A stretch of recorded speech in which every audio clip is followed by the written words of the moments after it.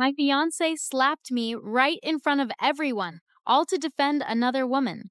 I blocked him on everything before the day was out. To everyone, it was unthinkable.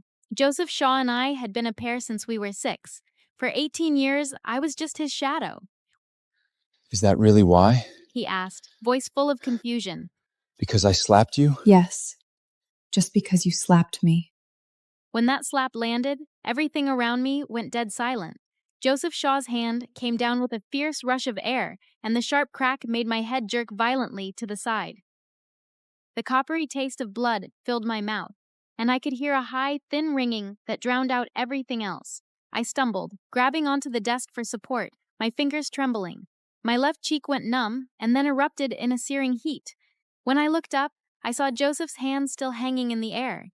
Joseph, my childhood sweetheart and my fiancé, was standing up for his secretary, Yvonne Foster, and had just slapped me in front of everyone. Joseph realized what he'd done, and for a split second, his face went stiff. But then anger and impatience took over. Lucilia, can you just stop making a scene? A few low snickers cut through the office. The rest just watched in silence, enjoying the drama. Yvonne's chestnut brown curls gleamed with a honeyed sheen under the light. She leaned against Joseph, her red lips pulling into a mocking smirk. Joe, don't be so harsh. See how frightened she is? She's almost in tears. Joseph's jaw clenched, the fire still burning in his eyes. Lucilia, this is a place of business, not your personal wayground. Can you knock it off? His voice cut through the air, sharp and cold. More snickers rippled through the office. I had endured his temper for 18 years. I just never knew a slap from him could hurt this much. Shame, humiliation, and fury churned inside me as I dug my nails deep into my palms. I didn't care what Joseph had to say next. I was done listening. As I grabbed my bag and rushed out the glass doors, I caught someone whispering behind me. Oh my God, if I were her, I'd never show my face here again. I had no idea where to go, but I couldn't stand the thought of going back to work. No way was I sticking around to face everyone there. Joseph had never been a patient man with me, but this was the first time he had ever hit me. In fact, it was the first time in my entire life that anyone had ever slapped me. I was 6 when my family moved into our new home. The day we moved in, Joseph was squatting in the hallway, playing with his toy cars. Sunlight slanted in from the window at the end of the corridor, stretching his shadow out so long that it just touched my toes.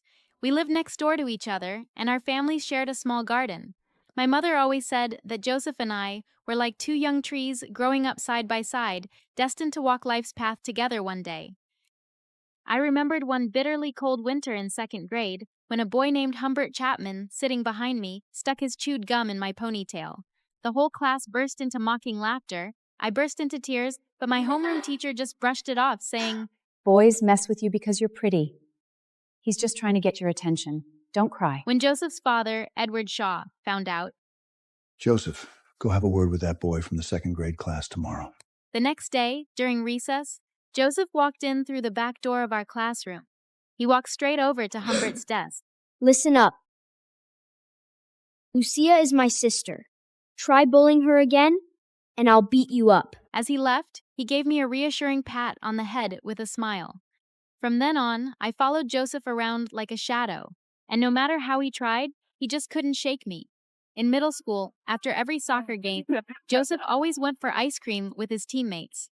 I'd just squat by the field, hugging my backpack and waiting for him until the sun stretched our shadows long. He'd eventually come over, pull me up by the arm. Lucille, what are you, glued to the spot? Still, despite the complaints, he'd split his strawberry popsicle in half and give me my share. I caught Joseph sneaking glances at me more times than I could count. Whether I was chewing on my pen while working through a math problem, tucking a loose strand of hair behind my ear, or even just napping with my head on the desk, I could always feel his eyes on me. His gaze would brush past me, as light and fleeting as a summer breeze. The night our parents suggested we should get engaged, he dragged me into the fire escape.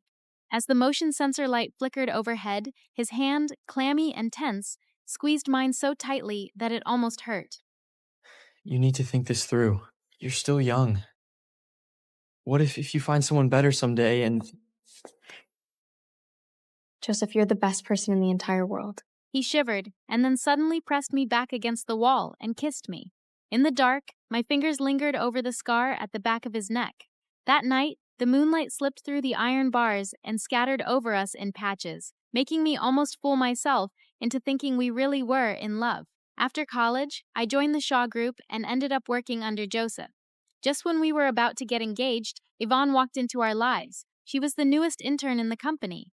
On her first day, Yvonne came in with coffee for everyone, flashing a big cheerful smile. Hey everyone, I'm Yvonne. Can't wait to work with you guys. When she reached me, she stopped mid-action. Whoa! Are you actually using a thermos with cartoon characters on it? That's so tacky. Seeing me stay quiet, she nibbled her lip. Sorry, it's just my blunt honesty.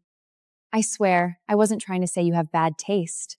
But really, Lucille, how old are you? Still this childish? I always thought women in the office were supposed to be all classy and have great style. Every eye in the office locked onto me. My workspace was completely covered in cute characters, from the cartoon-themed keyboard and collectible figurines, right down to the decorative stickers lining my monitor.